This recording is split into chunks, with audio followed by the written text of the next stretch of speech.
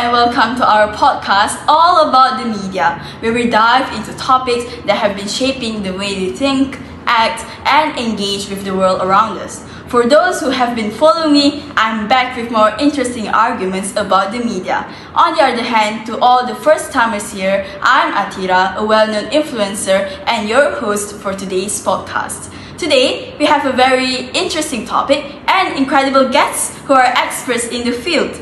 I assume all of you had read the title of this podcast, which is The Rise of Fake News and Misinformation on Social Media.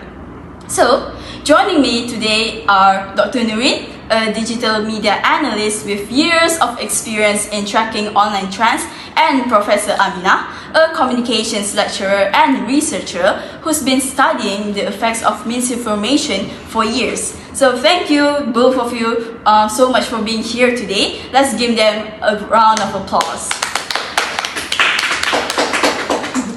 Again, thank you so much for having me, Athira. This is such an important topic to explore, especially in our current landscape. And I'm excited to be a part of this discussion as well, because the impact of fake news is far-reaching and deserves serious attention. Yeah, so firstly, let's start by introducing ourselves, as our audience are deeply curious about the two guests we have today. No problem, I'll start first. Okay, I am Dr. Nurin, a digital media analyst, but feel free to call me Nurin.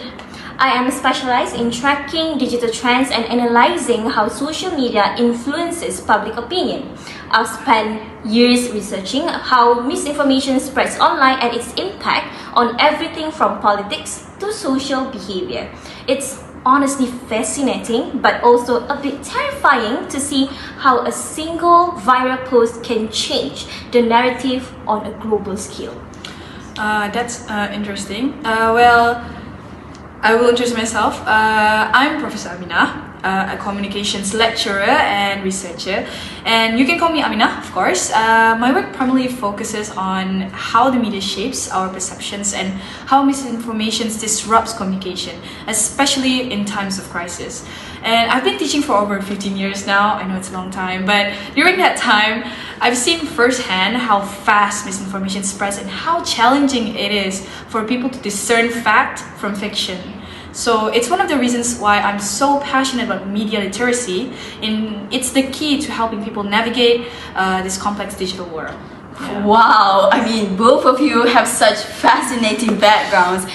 It's clear that you have been diving deep into complexities of how the digital media shapes our world. It's going to be an amazing conversation today. With your expertise, I'm sure we'll get to the heart of this issue and really help our listeners understand the scale of this problem. So, before we dive deeper in today's discussion, just a quick reminder that our audience will have a chance to ask questions later in the show during our Q&A session. So, feel free to think of any questions you might want to ask to our experts, Dr. Nurin and Professor Amina. Now, the moment all of you have been waiting for. Let's talk about the role of social media in spreading fake news and misinformation. So, these platforms, Facebook, X, TikTok, they've become primary sources of the news for so many people. With billions of users, it's easy to see why. You get quick access to information, share your thoughts, and interact with people across the globe. However, as we know, this convenience comes with a major downside. And that is absolutely correct. Okay, while social media give us fast and accessible news, it also gives rise to fake news and misinformation. Fake news refers to completely fabricated stories designed to deceive, whereas misinformation is when false or misleading content is shared unknowingly. Both can be incredibly harmful. In fact, research by Zhang and colleagues in 2020 showed how social media is practically a breeding ground for all kinds of false information, from fake reviews to misleading political statements. And the speed at which fake news spreads on these platforms is staggering. And once a piece of misinformation goes viral, it can be shared millions of times, and even before it's even debunked. It's easy for people to get caught up in it, especially when they're just scrolling through their feeds. And what's even worse is that misinformation can quickly morph into public opinion, creating confusion and mistrust among the public. And we've seen how dangerous this can be during elections, health crises, and as well as social movements. Right, and it's happening at a scale we've never seen before. Additionally, social media platforms are designed to maximize engagement, so they often push sensationalized content. And unfortunately, fake news is a great way to grab attention. The impacts: widespread confusion, harm to individuals and businesses, and a growing sense of distrust in the media. It's like a snowball effect, where one piece of fake news leads to another. Exactly, and it's important to remember that social media platforms are not just tools for news consumption. They've become echo chambers, where people are exposed to content that aligns with their beliefs, which reinforce their biases. And as a result, this makes it even harder to combat misinformation because many don't seek out alternative and reliable sources. Well, which brings us to the big question. How do we stop this from happening, really? And how do we take back control of our information and start rebuilding trust? So let's get into our first segment, the causes of fake news. We see fake news everywhere, on our feeds, in group chats, and even forwarded by family. But the big question is why it spreads so fast, especially online. Let's start with one of the biggest culprits, the technology itself. Noreen, can you explain how social media algorithms contribute to this issue? Okay, sure thing, absolutely. Okay, social media algorithms are basically built to maximize engagement. That means the more likes, shares, or comments a post gets, the more the platform promotes it. Unfortunately, this kind of setup doesn't care whether something is true or false. It only cares if people are interacting with it. So what happened is, sensational or emotional content ends up getting pushed to the top. And a fake story with dramatic headline is more likely to go viral than a well-researched article, simply because it provokes strong emotions like fear, anger, or shock. And that emotional response is what gets people to click, share, and comment. Yeah, and it makes total sense. And it's scary, right? Because the platforms are necessarily trying to spread lies, but the way they are designed ends up just doing that. And the worst part is, users don't even realize it. You could just be scrolling and suddenly you're seeing 10 versions of the same dramatic fake story. It's not based on truth, it's based on what's getting clicks. Amina, how does our own behavior as users play into this? Well, user behavior is a massive factor. Most people don't really take the time to verify a post before sharing it, especially if it confirms something they already believe. So this is what we call confirmation bias, where it's the tendency to trust information that fits into our pre-existing views and ideas, and to ignore information that challenges them. So even highly educated people fall into this trap. When we see something that lines up with what we already think, we're more likely to click share without questioning it. And once that false information spreads, it's really hard to walk it back because people are really emotionally invested in it. Right, and it's even worse when the content plays on fear or hope, like during a crisis. I remember during the early days of the COVID pandemic, people were forwarding miracle cures, conspiracy theories, and fake lockdown info. Even when the truth comes out, some people still clung to the false stories. That's how powerful this combination of human bias and emotional manipulation is. Amina, I imagine social media just supercharges that behavior. Well, exactly. Social media accelerates everything. Once something starts spreading, it's seen by millions of people in just hours or even minutes. And because people react emotionally, they often share without thinking. And the platforms don't filter it fast enough. And suddenly a fake post is everywhere. And again, when it plays into our fears and hopes, you're even more likely to share it without checking if it's credible. And that emotional pull overrides critical thinking. Oh, and it's not just random misinformation either. Sometimes fake news is strategically crafted to manipulate public opinion, especially in politics. Nurin, can you tell us a bit more about how fake news is used for political manipulation? Definitely, okay. Fake news isn't just accidental, it's often deliberate. Political groups, both domestic and international, have used it to influence election, push certain narrative, or discredit opponents. Take the 2016 US presidential election as an example. Fake news stories were created and shared on purpose. Things like Hillary Clinton is sick or she's under criminal investigation. Okay, to damage her campaign and sway undecided voters. Some of this was even traced back to coordinated disinformation campaigns by foreign actors. And that's terrifying because it shows fake news isn't just annoying, it's being weaponized. It's being used to actively manipulate democratic processes. And it's not just the US, right? We've seen similar tactics in other countries, especially around election seasons or major protests. Exactly, it's a global issue. In some countries, fake news is even used by governments themselves to shape public opinion, suppress dissent, and stir fear. It becomes a tool, not just for misinformation, but for control. And when you pull it all together, social media algorithms, human behavior, and political agendas, you get this perfect storm that makes fake news so hard to stop. It's not just about people being gullible.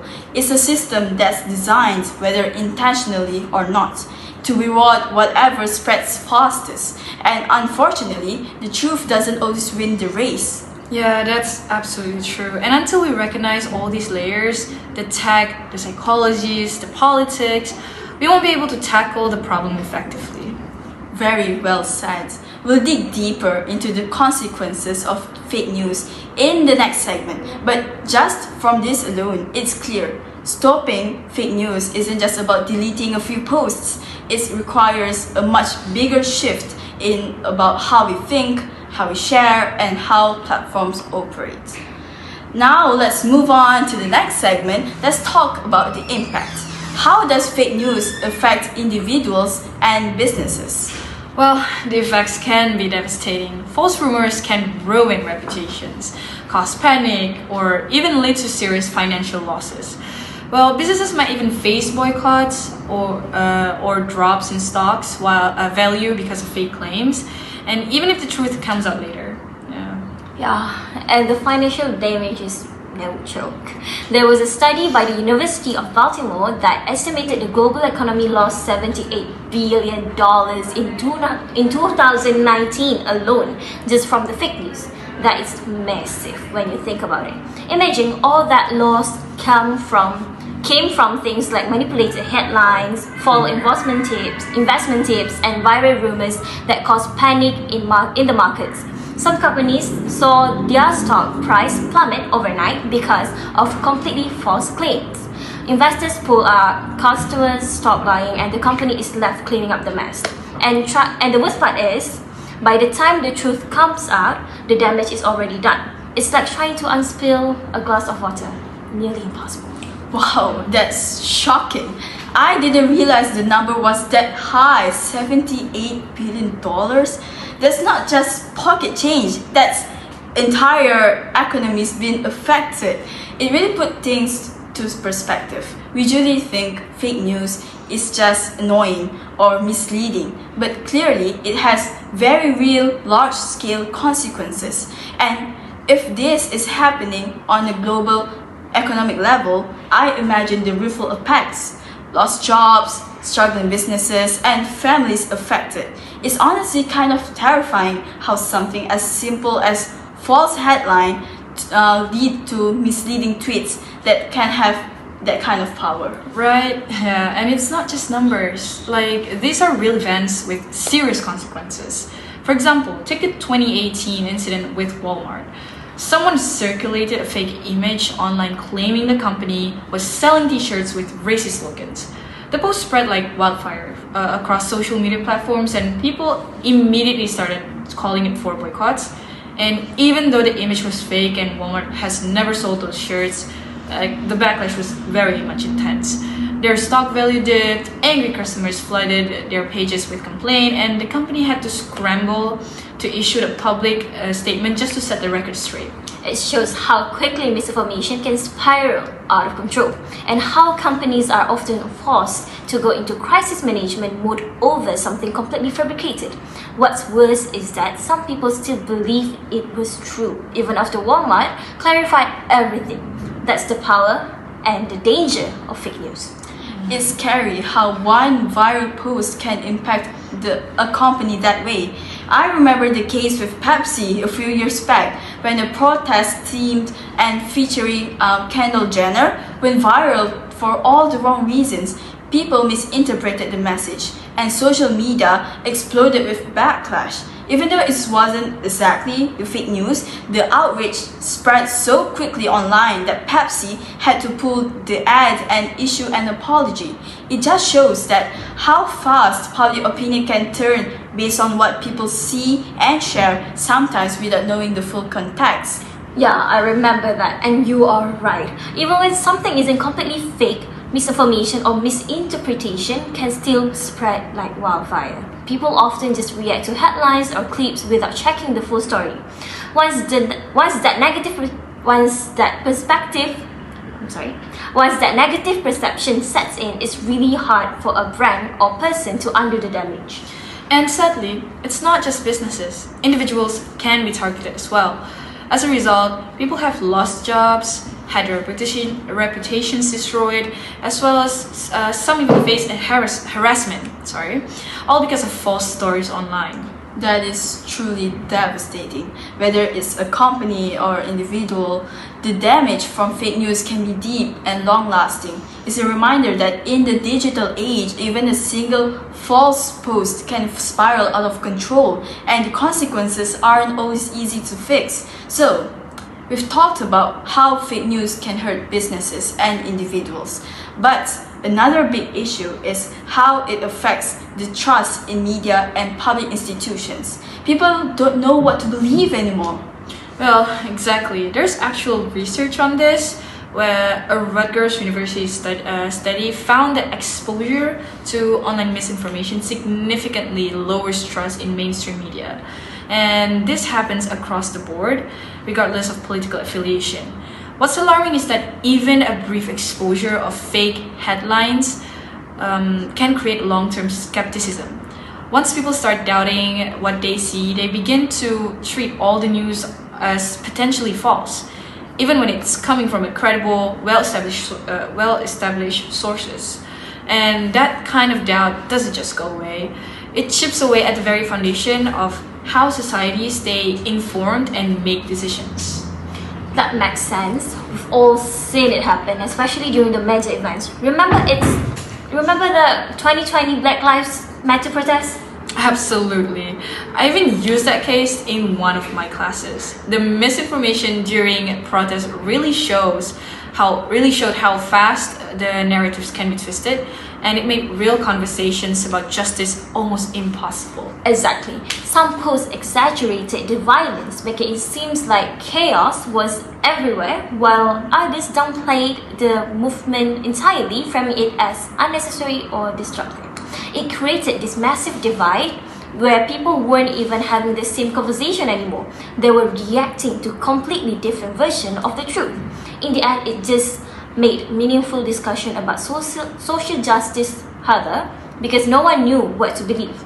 Instead of focusing on the real issues, the conversation got hijacked by confusion and distrust.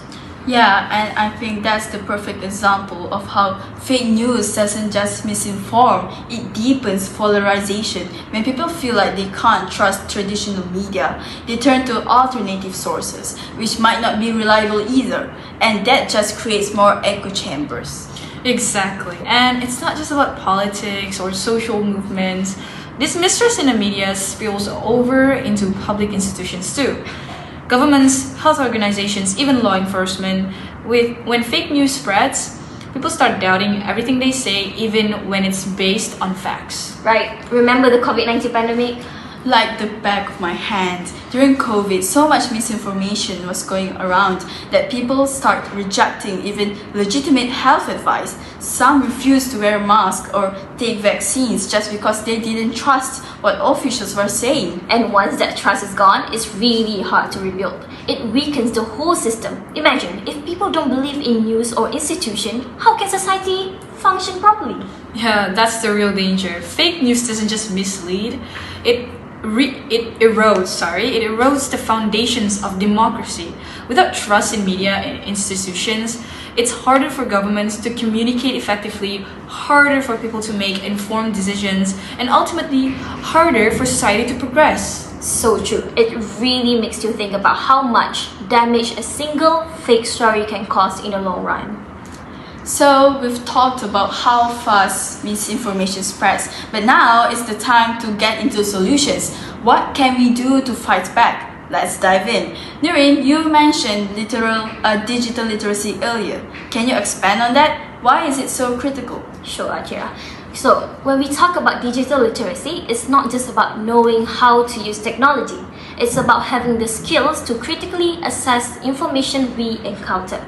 In an age where anyone can post anything online, it's crucial to ask questions like, where did this information come from? Who's behind it? Or how do I verify it?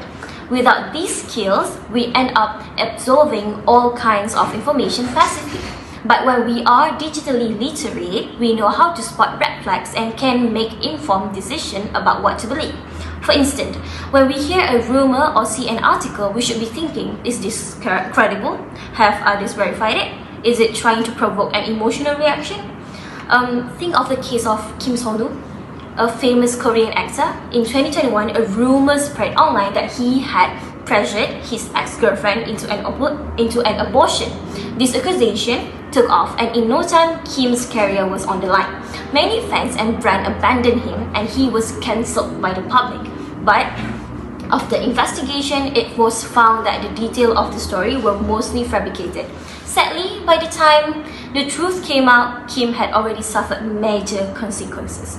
That's why digital literacy is so important. It helps us avoid falling for these manipulative stories, and it gives us the ability to push back against fake news before it does harm. That's such a powerful example, Nurin. The speed at which fake news spreads is insane. It's heartbreaking to see how quickly someone's life can be turned upside down by lies. Do you think that people who are aware of this can still fall victim to the fake news? Absolutely, Akira. Even the most educated people can fall for it. The thing is, fake news isn't always obvious. It's often subtle, emotional, and crafted in a way that makes it hard to question. The Kim So-nu case wasn't just about baseless claim. It was well-timed, highly emotional accusation. That's kind of stuff that can trick anyone. That's why we need more than just awareness. We need to teach people how to analyze the information critically and how to use tools like fact-checking website and reverse image search to verify what they are reading. I couldn't agree more. It really boils down to how we engage with the content. So, Amina, you've mentioned before that there's more to solving this problem than just education. What are your thoughts? Well, you're right, Akira. Education is key, but I think we need to look at the community engagement as well. Like, misinformation spreads fastest when people don't have a reliable way to check facts. It's not just the younger generations who need digital literacy, we also need to reach the older generations, especially those who might not be as tech savvy. Here's where community workshops can make huge impact. Like, imagine setting up workshops in local communities, at schools, coffee shops, or even in places of worship, where people can learn how to spot fake news, how to verify sources, and even how to ask the right questions. But we can't just stop at just adults. We also need to teach children early on. Schools should start incorporating media literacy into their curriculum, teach kids from a young age how to analyze, sources and think critically about what they read. When I think about my own experience, I remember how I learned to double check everything I saw online, but yeah, many people aren't really taught this, so they rely on what comes up first in a Google search, which isn't always the truth. I love that idea. Getting everyone involved in the learning process, from kids to adults, is so important. Maybe we could even create more engaging content to spread this message, like a quick video on TikTok showing simple steps to check if a news story is real or fake. Exactly. Short, engaging content that's easy to digest. If we can reach people where they are, we have a better chance of changing how they consume information. People don't just need to know what to look for, they need to feel confident doing it. So building a culture of proactive fact-checking can be a game changer. I completely agree, and I love when you said about confidence, Amina. It's true, even when people suspect something's off, they don't always know what to do next. That's why building those habits and providing tools matter. There's this quote I really like.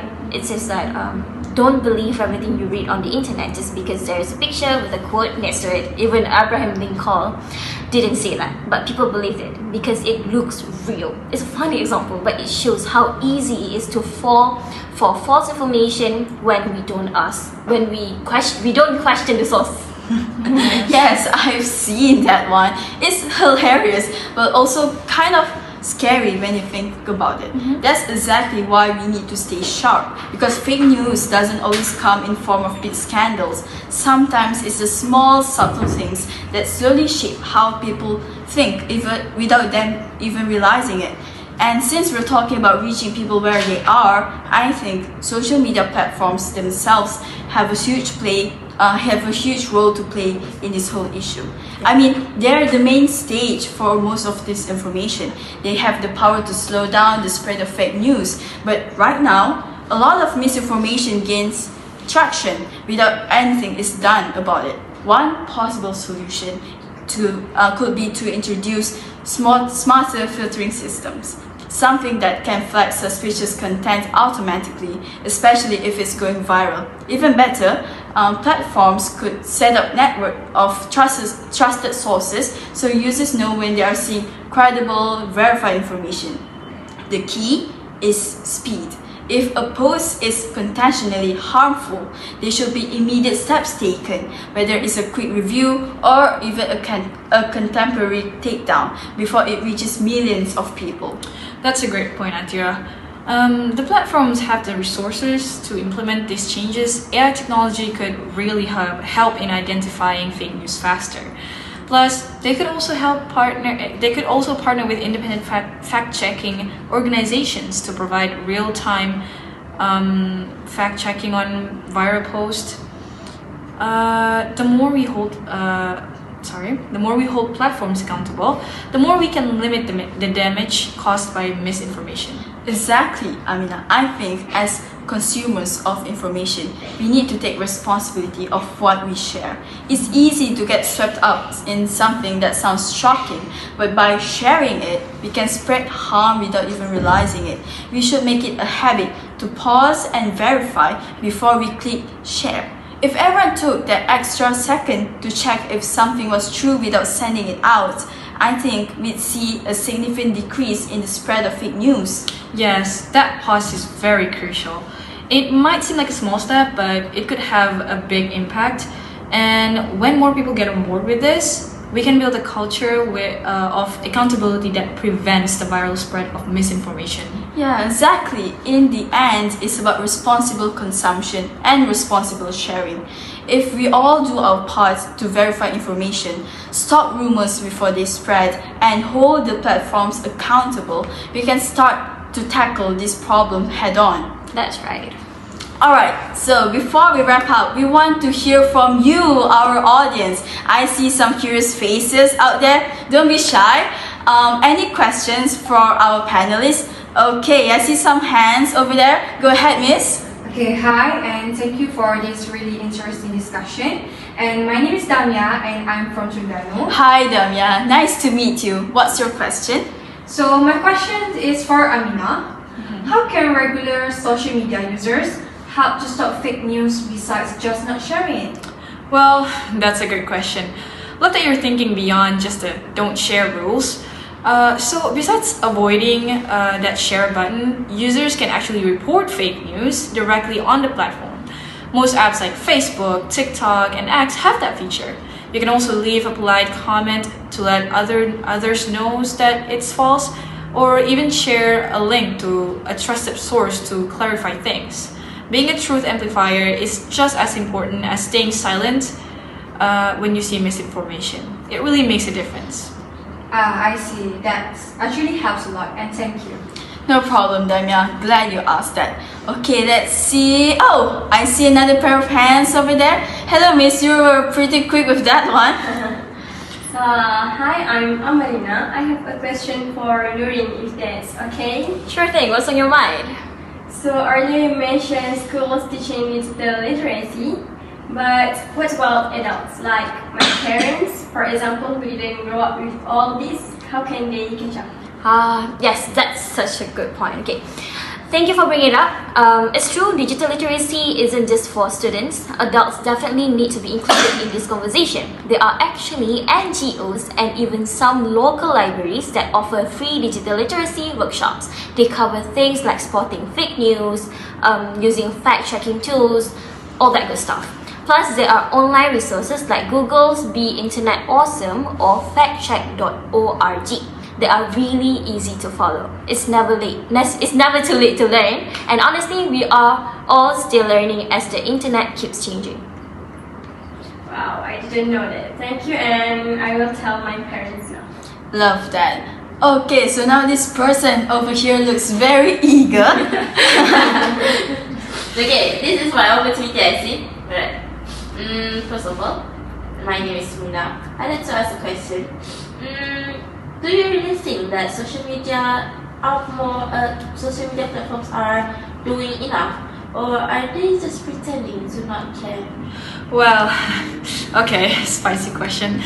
I like it. So here's the thing. I'd say it's a mixed bag. Some platforms are making real efforts, like X labeling misinformation or YouTube trying to promote more incredible sources. But is it enough? Probably not yet. There's still a long way to go, especially when it comes to being transparent about how their content algorithms work. That's where user pressure and even government regulation comes in. We have to keep pushing them to be better because we can't just trust them to fix everything on their own. I see, that makes sense. Alright, thank you so much for your answer. Thank you to all of you. Such thoughtful questions, seriously. Thank you for everyone for participating. We hope this session helped shine a light on how each of us can play a role in stopping misinformation. You guys were awesome. Okay, so as we learned today, fake news is far more than just annoying clickbait. It's a real and growing threat to individuals, institutions, and democracy itself.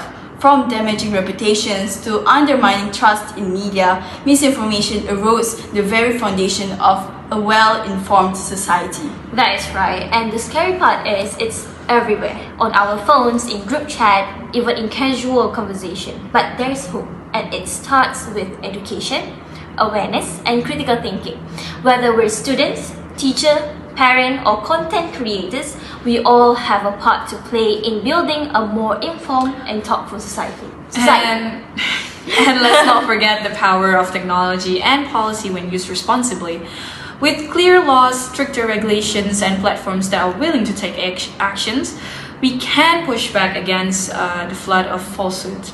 But it also takes people, communities that care to look out for each other, and that can stand for the truth, no matter how small the effort might seem.